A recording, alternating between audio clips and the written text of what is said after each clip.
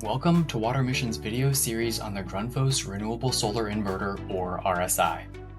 This video covers important topics about initial RSI troubleshooting steps, including why do we want to do initial troubleshooting, how to stay safe during the process, performing the initial troubleshooting steps, and restoring power to the RSI to see if the troubleshooting steps resolve the issue.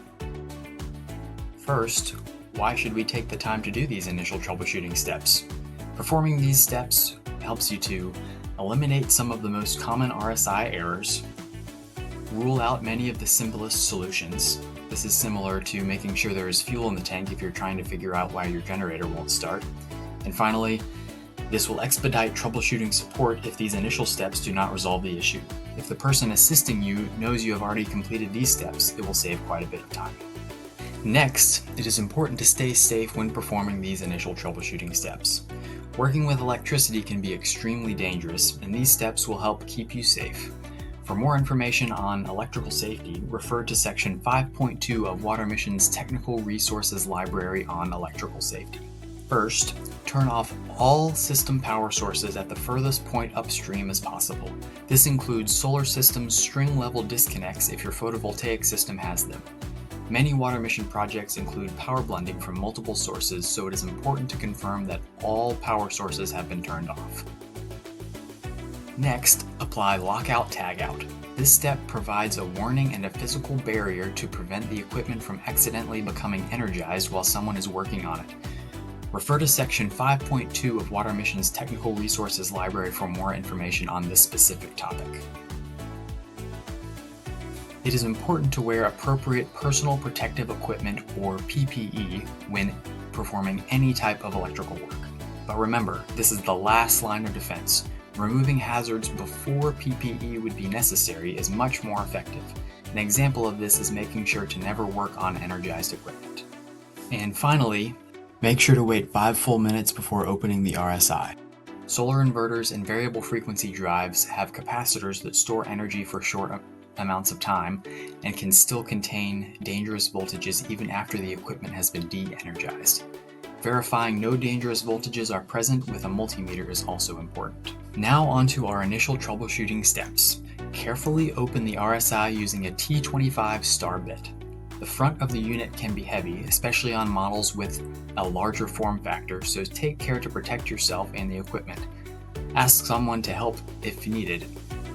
As mentioned before, it is also important to verify that there is no dangerous voltage present with a multimeter. Ensure there are no loose wires by performing a gentle tug test on each wire. Loose wires are one of the main causes of electrical systems not performing as expected. This step can be repeated in other pieces of equipment as well if power is not reaching the RSI or controls are not working as expected. Just make sure to confirm that no voltage is present with the multimeter first. Ensure that the system is wired correctly according to the wiring diagram. The right wires in the wrong place can still cause system failure and be potentially dangerous. Check for unexpected or burning smells, scorch or burn marks, or melted wires. These are signs that there is an issue. If one of these is found in the RSI or other piece of equipment, make sure to document it with a photo or video. Check for a triggered surge protection device or a tripped breaker on both the AC and DC sides of the system if they are present.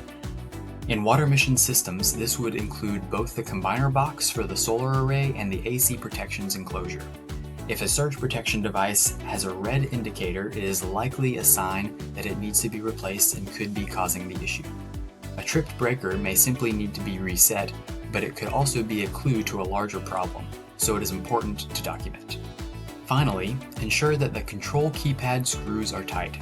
Loose screws may prevent the control keypad from illuminating and working properly, even when there is power to the system. Now that you've completed the initial troubleshooting steps, it's time to restore power to the system to see if any of these steps resolve the issue. To do this, ensure all wiring is replaced, secure, and that no tools are left inside electrical enclosures. Close all electrical enclosures and secure them according to the manufacturer's instructions. Ensure that no one else is working on any part of the electrical system and then remove lockout/tagout. Provide power to the RSI by turning on the system likely with the DC and/or AC disconnects. And finally, confirm there is power to the unit. This can be confirmed through the illumination of the control keypad and the LED lights on the left-hand side of the RSI. If these initial troubleshooting steps did not resolve the issue, further assistance may be required. To make a request for assistance more efficient, make sure to watch WaterMission's video on Grundfos RSI Troubleshooting Support Information Collection. This will guide you in collecting important information and documentation that will be required during the troubleshooting support process. Thanks for watching this video on the Grundfos RSI initial troubleshooting steps. Make sure to check out WaterMission's other Grundfos RSI training videos.